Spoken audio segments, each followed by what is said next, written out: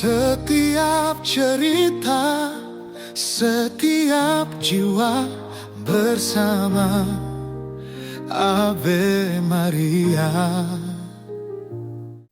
Halo Putra Putri Maria, kita ketemu lagi di podcast Ave Maria, Love of Maria. Saat ini saya sedang ada di Biara Ordo SMM, Serikat Maria Montfortan. Dan puji Tuhan, hari ini saya bisa bertemu dengan Romo Antonius Tensi, provinsial dari SMM. Apa kabar Romo? Baik. Aduh, terima kasih. Untung banget Romo lagi ada di Bandung. Iya, Jadi terima kita kasih bisa sudah datang juga ya. Iya, bisa ngobrol-ngobrol. Iya. Romo, boleh dong cerita sedikit tentang SMM itu apa sih, Ordo yang bagaimana gitu? SMM itu Serikat Maria Montfortan ya. Kita pendirinya Santo Montfort di Perancis. Kebetulan dia asalnya dari Perancis. Santo Montfort itu dulu imam projo, imam diocesan gitu. Okay. Tetapi dia memilih untuk kemudian karena devosinya yang begitu kuat pada Maria dan juga semangat misinya yang sangat kuat ya, dan cinta terhadap gereja, lalu dia akhirnya memilih kelompok-kelompok khusus yang mengikuti semangat hidupnya. Maka muncullah pengikut-pengikut Santo Montfort itu. Nah, sebetulnya Santo Montfort kita mempunyai 3 keluarga besar sih, dengan pendiri yang sama. Dan pada pertama yang dia dirikan sebetulnya Suster-Suster Putri Kebijaksanaan, Doctor of Wisdom. Di Indonesia mereka ada di Flores gitu. Lalu setelah itu baru SMM muncul, begitu yang pengikut cowoknya. Lalu yang terakhir ada Bruder Santo Gabriel. Ya, itu dulu salah satu superior SMM yang mendirikan Bruder itu. Sehingga kita sekarang di dunia ada 3 kongregasi di bawah Santo Montfort gitu. Nah, untuk SMM di Indonesia ya maksudnya ditanyakan ya. Betul. Jadi kita masuk di Indonesia dari provinsi Belanda dulu. Ya, tahun 1939, jadi sebelum Indonesia merdeka ya. Iya. Begitu. Dan waktu itu SMM datang ke Indonesia atas undangan dan sebetulnya Kapusin dulu yang bermisi di Kalimantan Barat. Karena wilayahnya sangat luas, maka Kapusin meminta Propaganda Fide di Roma bantuan untuk meminta SMM untuk membantu bekerja di sana. Lalu akhirnya ya diterima permintaan itu, lalu datang ke sana 1939 persisnya itu misionaris pertama datang begitu. Dan bekerja betul-betul di pedalaman Kalimantan Barat dan menginisiasi berdirinya mulainya yang disebut sekarang Kuskupan Sintang. Iya. Jadi ya kongregasi SMM lah dulu yang memulai Kuskupan Sintang itu dari awal ya. Bahkan uskup pertama pun memang SMM dulu. Dan karena SMM itu misionaris fokusnya, jadi kita ya setelah mendirikan gereja lokal, sudah mandiri, terasa dia bisa berdiri sendiri, maka kita pelan-pelan mundur gitu. Sehingga yang terakhir sekarang ini kan Kuskupan Sintang itu sudah dengan uskup diosesan ya lokal. Begitu dari Sintang, karena sebetulnya dari Sintang pertama kali kita ke Bandung.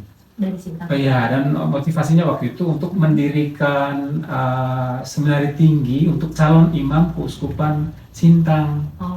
Jadi waktu itu SMM betul-betul berpikir tentang keuskupan lokal. Sehingga belum ada pikiran untuk membuka formasi untuk orang muda lokal Indonesia untuk menjadi calon SMM begitu. Nah, setelah itu lama-kelamaan ada juga ya calon yang masuk SMM, setelah itu baru kita membuka formasi. Sehingga ke Bandung itu membuka formasi untuk Projo Sintang, lalu juga akhirnya untuk SMM sendiri. Nah, dari situ kita berkembang ke Flores begitu atas undangan Uskup Ruteng, ke Kuskupan Ruteng waktu itu. Lalu berkembang ke Kalimantan Barat, Kuskupan Agung Pontianak juga kita berkarya di situ atas undangan uskup sana. Lalu Kalimantan Tengah juga begitu. Lalu di Malang. Malang itu karena seminari tinggi kita pindah ke Malang. Begitu. Lalu juga ya tempat ini dulu novisiat sebetulnya itu pindah ke Ruteng. Begitu. Dan terakhir kita membuka misi di Maroke, Kuskupan Agung Maroke. Nah, ya puji Tuhan ya sekarang SMM itu yang dari Indonesia, imam-imam dari Indonesia sudah menjadi misionaris di beberapa negara di luar negeri. Ada 22 lebih misionaris di luar negeri ya.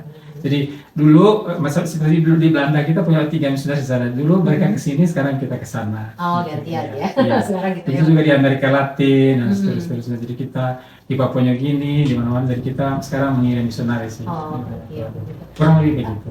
Romo, boleh tahu sekarang mengenai pribadi Romo sendiri. Kenapa Romo memilih Ordo SMM gitu? Panggilannya gimana sih awalnya gitu, Mo? Oh iya, jadi saya menjadi imam dulu mulainya dari seminari menengah sih. Oke. Saya SMP-nya biasa di luar. Nah sebetulnya SD itu karena ayah saya itu ketua DPP dan dekat dengan pastor dan juga jarang dikunjungi pastor. Jadi bapak saya itu seperti asisten imam zaman dulu ya. Oh iya. Jadi dia mimba dan bagi hosti setiap hari Minggu. Nah imam pastor paroki kami dulu setelah ada pastor paroki definitif membujuk saya untuk masuk seminari Isos, seminari yang mulai dari SMP. Iya. Tapi saya waktu itu saya nggak sama sekali nggak tertarik lah, nggak ada pikiran jadi imam sama sekali. Gitu. Lalu akhirnya saya masuk SMP biasa, SMP biasa di Ruteng. Nah setelah SMP itu saya ada tes masuk seminari Labuan Batu, saya ikut tes itu dan kebetulan saya lulus dari sekian banyak orang yang dari sekolah itu saya lulus begitu. Nah waktu seminari itulah baru mulai mengerti apa menjadi imam dan baru adalah muncul keinginan itu ya untuk menjadi imam itu. Nah sampai akhirnya pendidikan 3 tahun saja waktu itu, sekarang 4 tahun harusnya karena pada SMP biasa ya. Waktu saatnya kita memilih tarekat karena waktu itu masih bebas memilih.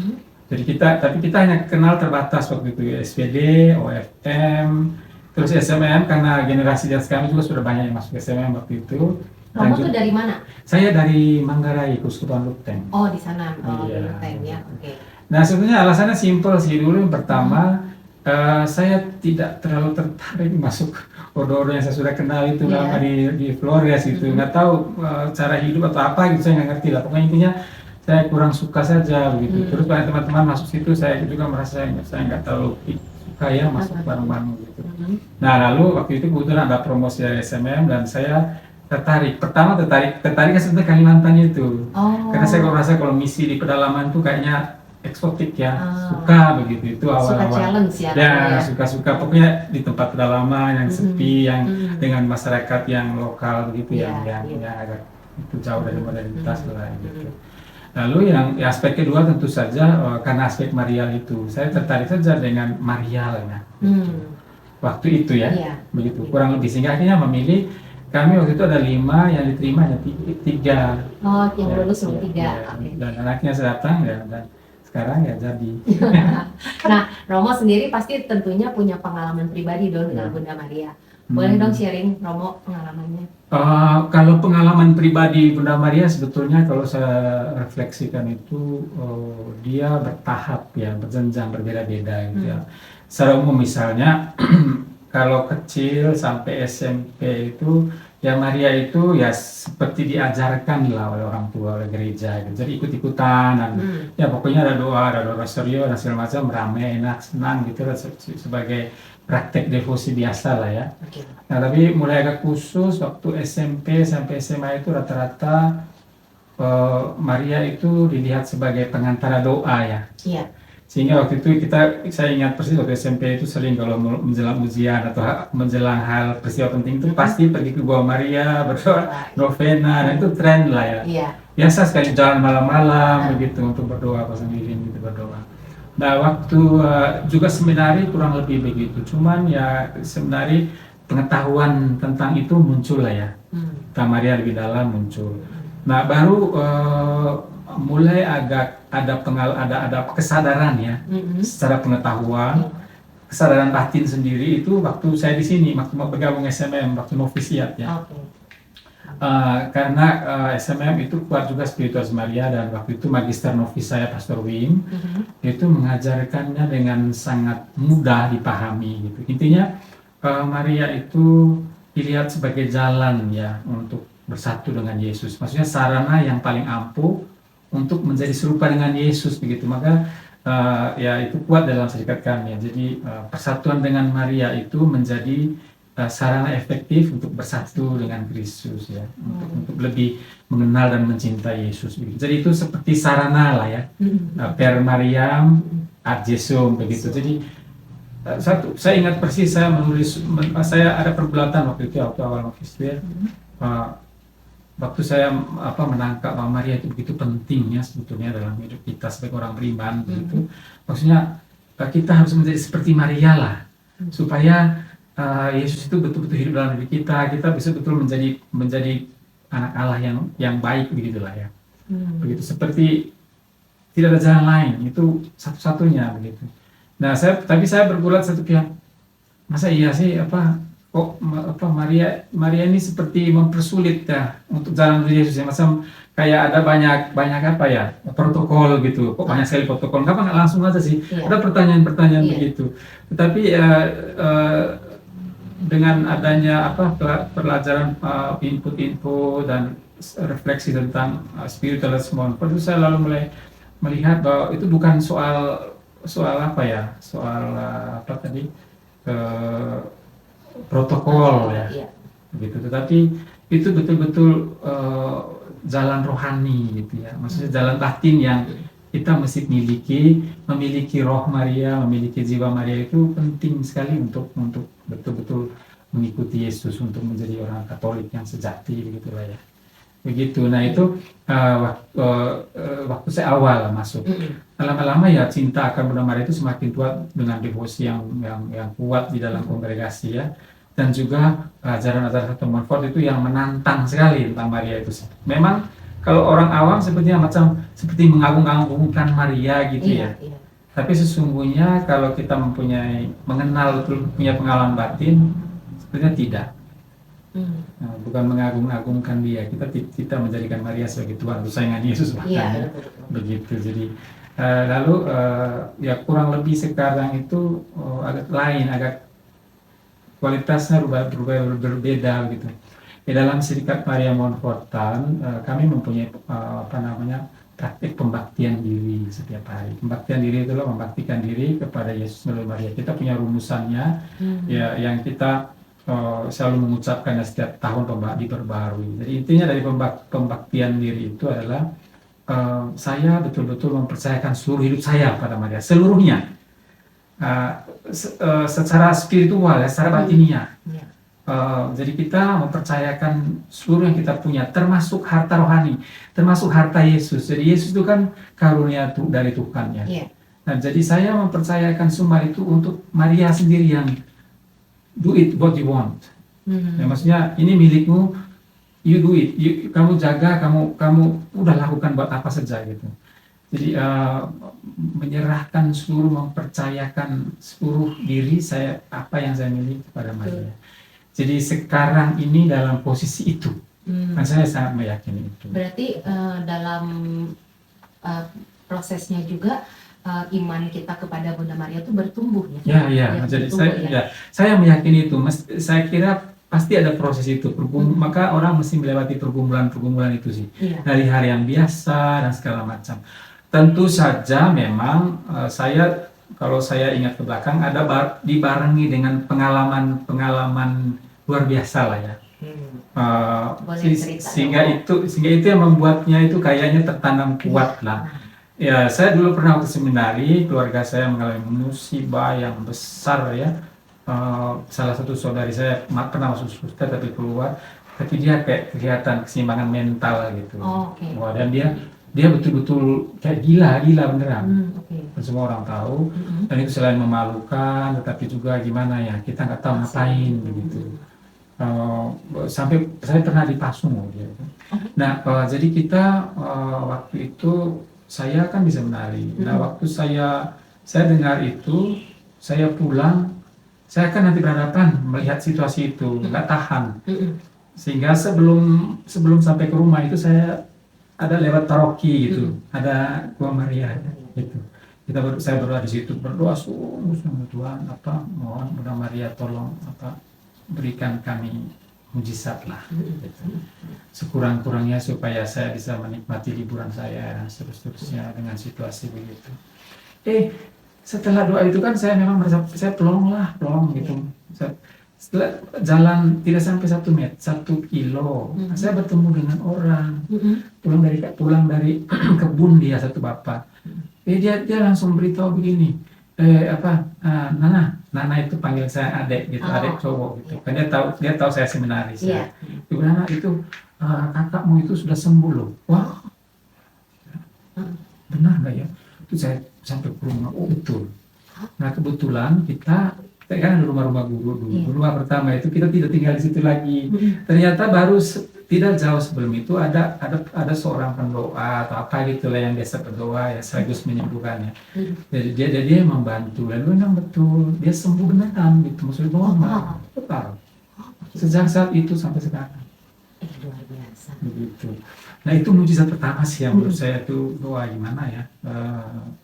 Itu sembuhnya tuh sebelum Romo datang atau? Iya, jadi kurang lebih hampir. Saya kan libur seringkali. Jadi saya kan kita dulu jalan kaki lah sampai rumah itu. Nah sebelum rumah itu kan saya kan dengar kan sebelumnya gimana kan saya sudah mengalami juga kan. Aduh ini kayaknya liburan yang paling apalah, nggak nyaman banget, nggak happy aja gitu.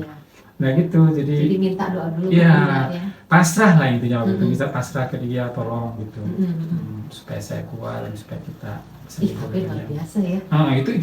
Itu pengalaman tidak pernah akan saya lupakan. Ya peristiwa itu. Jadi maksudnya, tapi banyak sih hal yang lain. Sekarang balik lagi jadi suster? Enggak, karena waktu itu dia sudah keluar dan tidak mau lagi, dan waktu itu dia kan memang basicnya guru, dia jadi guru, dia mengajar.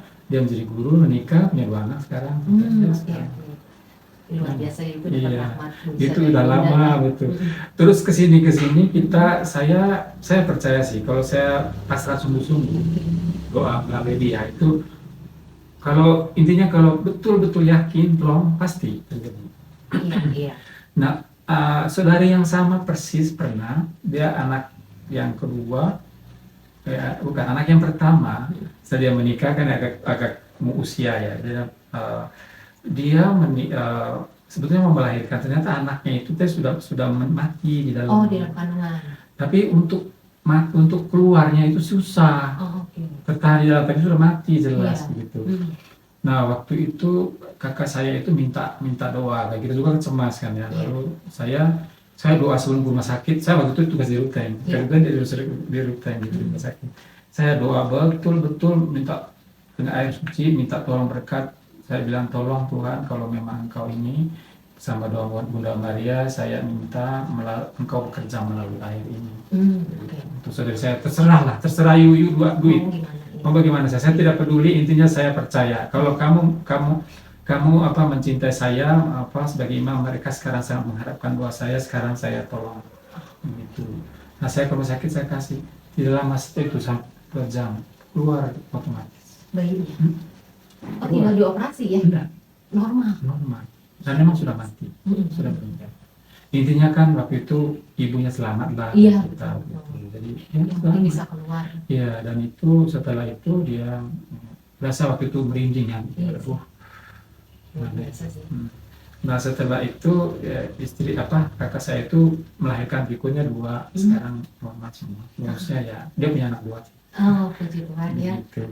Nah kalau terakhir sebagai imam itu ya saya kan provinsial ya banyak kesulitan biasanya. Tapi kalau ada kesulitan yang berat banget itu biasanya saya doa kayak anak kecil.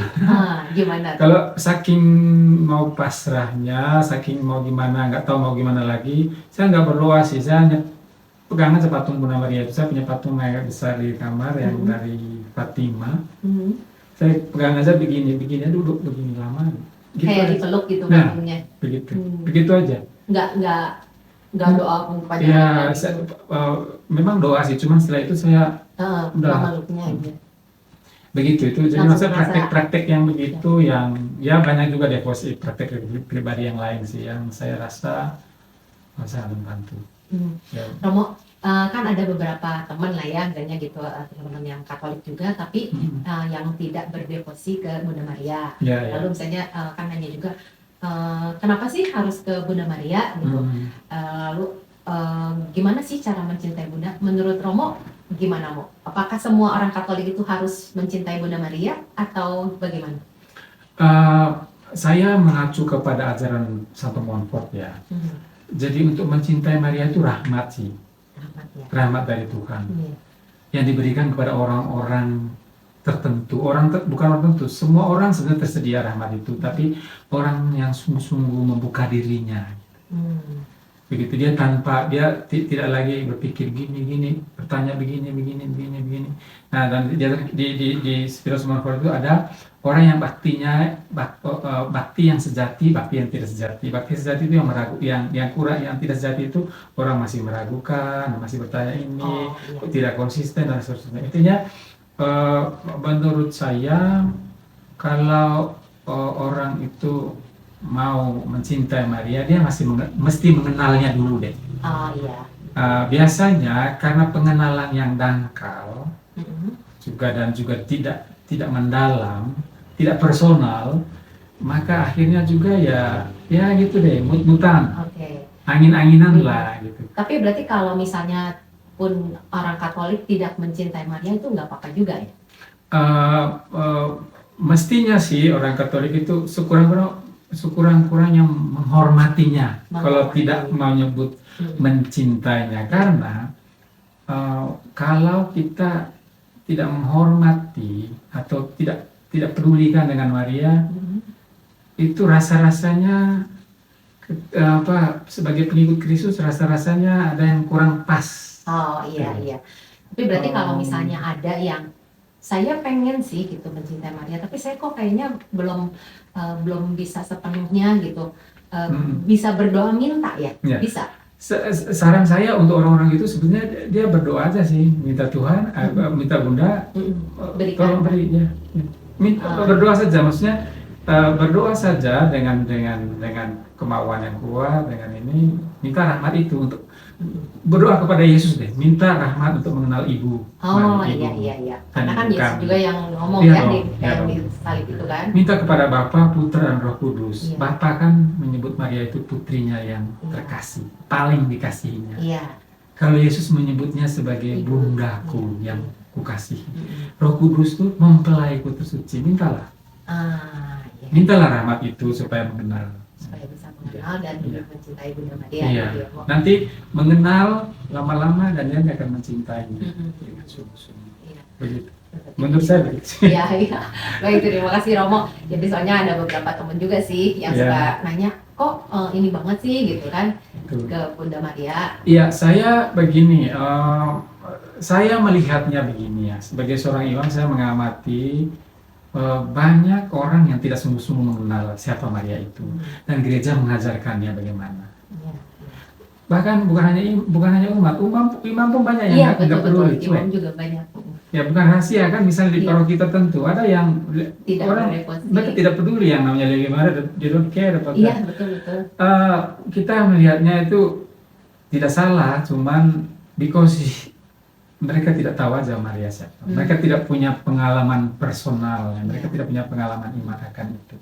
Karena bagi saya Maria ini kan bukan sekedar alat, ya, sarana yang dipakai Tuhan, bukan sekedar itu, tetapi rencana keselamatan itu kan Maria betul-betul orang yang terlibat di dalamnya. Iya betul. Dan bukan hanya tambahan. Terutama malah ya. Iya, begitu. Makanya kita kuat posisi itu dalam spiritualitas kongregasi. Jadi kalau kamu mau mengenali Yesus, kenali ibunya. Iya. Okay. Iya, banyak kan saya yang bilang juga misalnya direct aja langsung ke Yesus gitu, nggak perlu ke Bunda gitu, nggak perlu melewati Bunda Maria. Kalau begitu, kalau mau logika-logikan ya. Kita bertanya kita bisa menggugat dong Allah Bapa ya. Kenapa sih nggak langsung bawa Yesus? Yesus sudah. Biar luar biasa gitu loh. Dari surga langsung turun gitu ya langsung ya. Langsung aja. Kenapa? Kenapa harus melalui seorang perempuan? Oh iya sih. Ya pasti ada rencananya juga ya. Iya. Karena itulah gereja mengakui Maria itu sebagai anggota gereja yang paling unggul. Iya. Maksudnya Maria itu tipus contoh model ya yang harusnya kita miliki supaya kita itu juga betul dipakai oleh Tuhan gitu. Lalu kalau misalnya kita melihat ada teman atau saudara gitu yang misalnya memang belum mengenal Maria, Bunda Maria dan belum terlalu dekat lah gitu, tapi dengan pergumulan hidupnya yang menurut kita, aduh coba kamu mungkin bisa ini ke Bunda, kita bisa ya mendoakan gitu. Bisa, kita sih bisa, kita bisa mendoakan orang sih. Dan itu kalau kita mendoakan sungguh-sungguh bisa, biasanya bisa. Supaya dia bisa merasakan Ya, gitu ya. ya, intinya membantu orang supaya dia sendiri imannya terbuka dan mengenal gitu, mengenal Maria dan akhirnya dia bisa mencintai Iya. Maria gitu ya. Nah itu sebetulnya makanya devosi-devosi yang biasa kayak doa rosario ya macam-macam itu kan, doa rosario kan membantu kita mengenal keutamaan Maria itu ya. Iya. Ya, mengenal peran Maria dalam posisi peristiwa-peristiwa penting hidup Yesus dan segala macam, sehingga kita bisa mengenal peristiwa Yesus itu melalui cara pandang Maria gitu. Jadi kita mengenal Maria sehingga kita di situ bisa mengenal Tuhan dengan lebih baik juga. Iya. Intinya seperti kita ini, Maria itu sebagai pribadi atau ruang batin yang kualitas-kualitas yang dibutuhkan dari pihak manusia untuk dipakai oleh Tuhan begitu, untuk menjadi suci, untuk menjadi serupa dengan Yesus gitu. Ya, karena sulit banget ya untuk menjadi betul-betul seperti Yesus. Ya, bahkan Maria ini kan orang yang paling tahu Yesus lah, paling mengenal dan paling mencintai Yesus. Dia the best lah, tidak orang kudus lain itu enggak. Iya. Ya, yang paling tahu dan biasanya yang paling tahu cara mengikuti Yesus itu ya Maria pastinya. Nah, karena itu kita meneladani Maria. Ya. Kalau kita mempercayakan diri kepada Maria, Maria akan membantu kita untuk gini loh caranya. Mendekati putraku gini, oh gini loh, dalam situasi gini loh. Iya. Oh iya, terima kasih Romo. Iya, seperti di Kana dulu kalau Yesus bilang Maria bilang, do what he tells you. Iya. Jadi dalam situasi berat, Maria akan berbuat hal yang sama. Dia akan datang kepada kita dan meyakinkan kita lakukan apa yang saya katakan ini. Iya. Dan dia akan mengatakan putraku ngomong begini, ikuti itu. Jadi dia macam guru, ibu yang membimbing, menuntun begitu supaya, dan itu bukan untuk dirinya sendiri tapi untuk Yesus.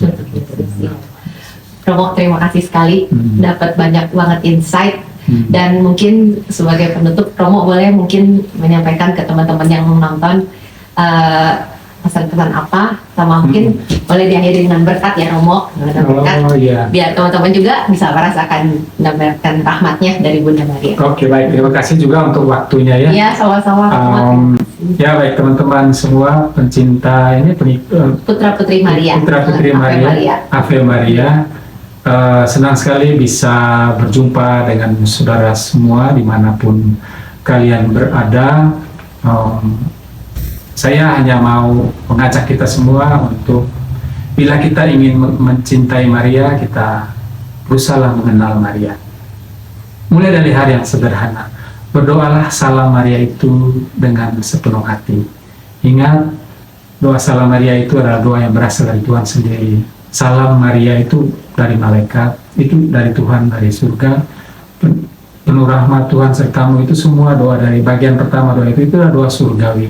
Jadi surga saja menyalami Maria seperti itu. Jadi kalau kita menghayati doa itu, kita pasti akan mengenal Maria dengan baik. Juga dengan devosi-devosi yang lain dan dengan hasad yang kuat, mintalah kepada Yesus untuk mengenal ibunya dengan baik. Maka pasti kalian akan mengenal Maria dan mencintai Maria lebih dari yang mungkin kalian alami selama ini. Begitu. Terima kasih. Mohon berkatnya Romo dan kita bentuk. Tuhan bersamamu. Dan bersama Romo. Saudara-saudari sekalian, diberkati oleh Allah yang Maha Kuasa, Bapa, Putra, dan Roh Kudus. Amin. Terima kasih Romo. Sama-sama. Oke, Putra-Putri Maria, sampai ketemu lagi di episode berikutnya. Dah. Terima kasih. Dengan hati yang penuh harap, menyanyikan lagu penghormatan. Ave Maria